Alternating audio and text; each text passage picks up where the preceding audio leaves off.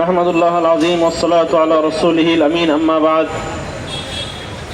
ইসলামী যুব মজলিস ঢাকা মহানগরের উদ্যোগে আয়োজিত আজকের এই বিক্ষোভ মিছিল পূর্ব সমাবেশে সম্মানিত সভাপতি, উপস্থিত নেতৃবৃন্দ, উপস্থিত জনতা, সময় সংক্ষিপ্ত।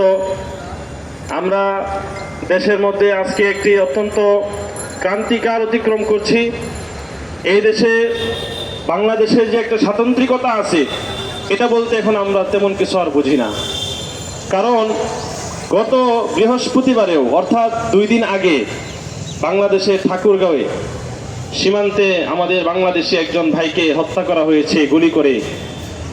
এরপরেও ভারত আমাদের বন্ধু, ভারত আমাদের প্রেমিক, ভারতের প্রেমে বাংলাদেশের সরকার হাবুডুবু খাচ্ছে।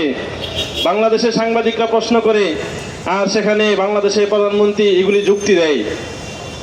1971 সালে বাংলাদেশে ভারত যেমন সহযোগিতা করেছে সেজন্য আমরা ভারতকে ধন্যবাদ জানিয়েছি, কিন্তু এর মানে এই নয় বাংলাদেশের স্বাধীনতাকে খর্ব করে বাংলাদেশের বুকের উপর দিয়ে রেল চালাবে, বাংলাদেশের স্বাধীনতা সার্বভৌমত্বকে ধ্বংস করে দিবে, বাংলাদেশের ভূখণ্ডকে ভারত নিয়ে যাবে। এটা বাংলাদেশের যুব সমাজ তাদের বুকে তাজা রক্ত থাকা পর্যন্ত এক মুহূর্ত ভারতের গোলামি বাংলাদেশের কোন জনগণ এক মুহূর্তের জন্য মেনে নিতে প্রস্তুত নয়। আমরা স্পষ্ট ভাষায় বলে দিতে চাই, আমরা পাকিস্তানে যারা শোষণ করেছে তাদেরকে বাংলাদেশের জনগণ মেনে নেয় নাই। ভারত যদি মনে করে বাংলাদেশকে হায়দ্রাবাদের মতো ঘিরে ফেলবে, সম্ভব নয়।